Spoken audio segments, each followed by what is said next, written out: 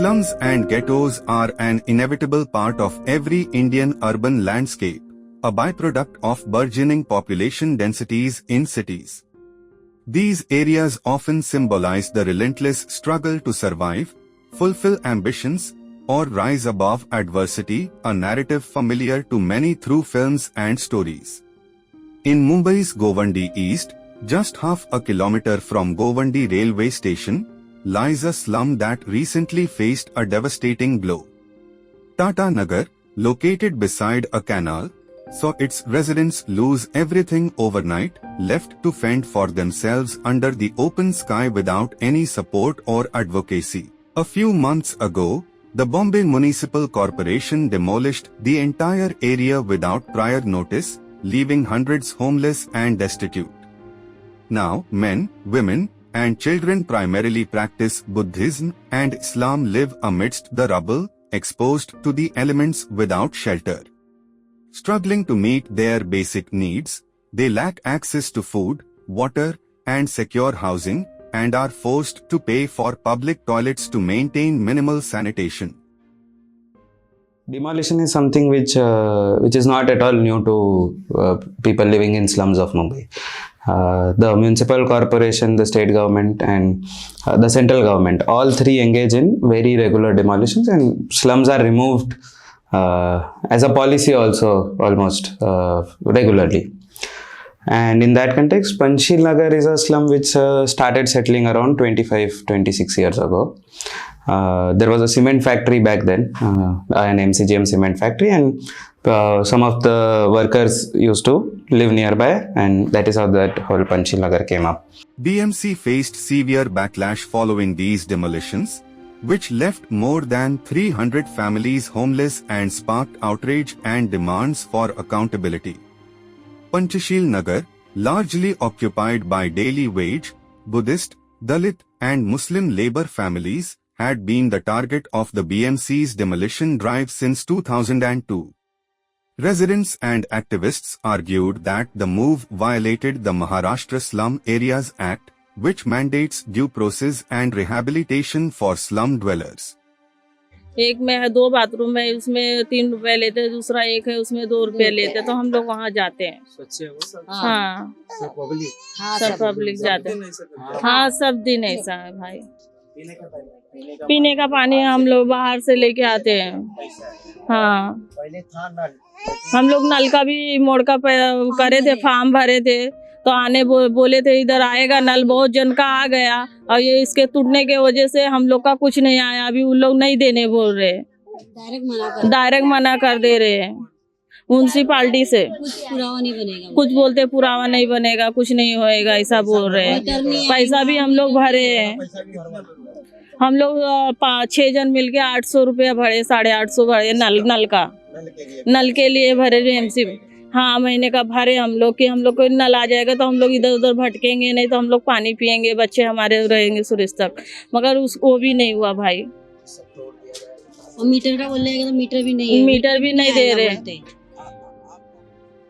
Sajida Khan, a Congress supporter whose tin house displayed a picture of Rahul Gandhi and a Bharat Jodo Yatra poster, lives in constant fear that the temporary tin house she has now built will also be demolished after the elections. Until today, no political party has come forward in favor of them. उस दिन बहुत हम लोग बैठ के रो रहे थे, सब सामान सब निकाल के रिश्तेदार के पास रखे। नहीं नोटिस नहीं दी, तोड़ दी सारा तोड़। वो बाजू बोला, वो बाजू का नोटिस है, स्कूल वाले नोटिस दिए थे ना, उधर झोपड़ा स्कूल के बाजू में झोपड़ा सब बना, तो स्कूल वाले नोटिस दिए तो उस लोग का तोड़ना चाहिए ना, पूरा तोड़ के चला। बोला इधर का नहीं टूटेगा, हम लोग बैठे थे, ऐसा बोल रहा इधर का नहीं टूटेगा, बैठो तुम लोग आराम से, उधर का जिधर का हमको ऑर्डर मिला है उधर का हम तोड़ के जाए, मगर सब तोड़ दिए। बुलडोजर 3 बुलडोजर आया, तो पुलिस वाले लोग किसी को घुसने नहीं दिए, उधर एक गाड़ी खड़ा कर दी, उधर एक गाड़ी खड़ा कर दी, उधर खड़ा कर दिए, ताकि पब्लिक घुस के हमको पत्थर न मारे। अभी तोड़ेंगे इलेक्शन बाद 22 तारीख को मतलब ऐसा बोल रहे, सुनाई दे रहा कि ये तोड़ेंगे, फिर उसके बाद बनाने नहीं देंगे, रहने पे पूरा साफ कर देंगे। फिर उसके बाद बताओ भाई हम कहाँ जाएंगे रहने के लिए? हमारे बच्चे लोग का यहाँ पढ़ाई लिखाई हर चीज़ है, सब नुकसान हो जाता है। छोटे छोटे बच्चे भी हैं हमारे, हम कहाँ जाएंगे बोलो? सब पूरा हमारे पास पूरा वोटर कार्ड, आधार, पैन कार्ड, हर चीज़ है। पैदाइश के हमारे इधर है, हमारे बच्चे की भी पैदाइश की इधर का ही है सब पूरा। हम भी इधर ही स्कूल पढ़े, हमारे बच्चे भी इधर ही पढ़ रहे, हम कहाँ जाएंगे बताओ? जब तोड़ के पूरा साफ कर देंगे हम लोग कहाँ जाएंगे? रोड पे जाएंगे क्या? पहले तो ऐसा सुनाई दे रहा था मोदी भाई घर देंगे, वो भी नहीं सुनाई दे रहा मोदी भाई का। अभी तो पूरा ही बोलते साफ कर देंगे, तो कहाँ जाएंगे हमारे बच्चे? हमारे बच्चों का भविष्य खराब होएगा ना, नहीं पढ़ लिख पाएंगे, कहाँ जाएंगे फिर? हाँ, रिश्तेदार के पास जाके रात में लोग का रूम बना हुआ ना, उधर जाकर सो जाते रात में। बिजली नहीं है बहुत देर। सो जाते, रात में नहीं सोते ना, वो लोग के पास बिजली रहता है, रात में लगता है, रात के सो जाते। हम बिजली के लिए हमको पैसा नहीं है, 500 रुपया एडवांस रखो, 500 रुपया बिजली का दो, ऐसा बोलते। महीने का 500 रुपया मांग रहे, 500 रुपया है पानी का मांगते, उतना हम लोग के पास बजट नहीं है देने के लिए। Previously, the household income primarily came from the cement factory. After its closure, many residents, especially women, turned to waste picking to make ends meet. Some found employment as housekeeping staff at the Bhabha Atomic Research Center. मैं कचरा चुनती थी, अभी मेरे पैर गए, अभी कुछ काम धंधा नहीं होता, अभी भीख मांगती। अभी मेरा बच्चे लोग को काम धंधा नहीं है, कुछ नहीं है, इसलिए मेरे को भीख मांगना पड़ रहा है। हमारा घर का ठिकाना नहीं है, ये है। इसका प्रॉब्लम का कोई सॉल्यूशन, कोई पॉलिटिशियन आया है? कोई नहीं पॉलिटिशियन आया, नहीं कोई नहीं आया। अभी इलेक्शन हो रहा है ना, हाँ, इसके बारे में क्या सोचते हैं? आपका प्रॉब्लम सॉल्व हो जाएगा? अपना सवाल कौन करने वाला है? कोई कर सकते नहीं है सवाल।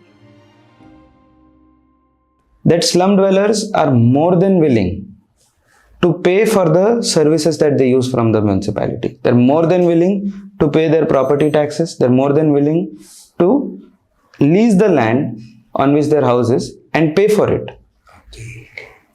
In Mumbai, Hiranandani Pavai was supposed to be made for affordable housing, people housing for the poor. Eventually what came up as a gift to the Hiranandani developers from the government, the entire land was given on 40 paisa per square feet. People are willing to pay that money. People are willing to pay 50 times, 100 times more than that money.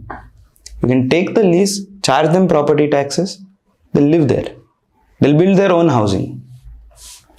The government says it cannot build housing, so that is why it is giving private builders to build the housing. Give it to private people. These people can build housing. These people are the people who are building Hiranandani. These people are the people who are building every building in the city. They can build their own houses very well.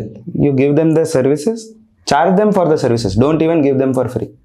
Give them services, charge it to them, give them property rights, charge them for that, and let them build their own houses. Provide them with water, provide them with toilets, provide them with sewer connections, provide them with storm water connections, provide them with electricity. You'll see brilliant houses coming up.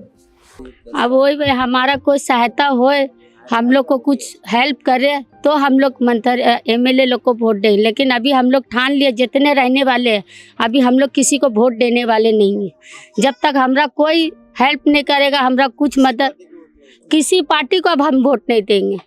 जो भी रहे, राजीव गांधी रहे, मोदी रहे, कोई भी रहे, जब तक हम लोग का कुछ हेल्प नहीं होगा हम गरीब वोट नहीं देंगे। क्योंकि हर साल सब जीत जाता है, अपना जेबें गरम कर लेता है, सब अपने अपने कुर्सी मिल जाता है, बैठ जाता है, और हम गरीब को कीड़ा मकोड़ा का तरह छोड़ देते हैं, फिर पलट के कोई नहीं देखता है। अपना काम निकल गया, फिर गया जनता भाड़ में। इलेक्शन के टाइम आ जाते और उसके बाद उनका काम खत्म तो इधर झाँकते ही नहीं। तो लोग इंसान नहीं है क्या? अभी तक तो कोई आते नहीं, इलेक्शन के टाइम में तो आते सभी भाई। वोट की जरूरत है तो गली गली नाचेंगे। It's clear that the residents of this slum are grappling with deep feelings of betrayal and frustration towards all political parties. The sense of anti-incumbency is palpable, fueled by price hikes, broken promises, and the lack of support. With the looming fear that their area will be fully demolished and evacuated after the election results on 4th June, the community remains in a state of anxiety and unrest. Their plight is a stark reminder of the urgent need for political accountability and humane governance at a time when the country's Prime Minister himself says that they will bulldoze the houses of minorities and marginalized groups in his election speeches.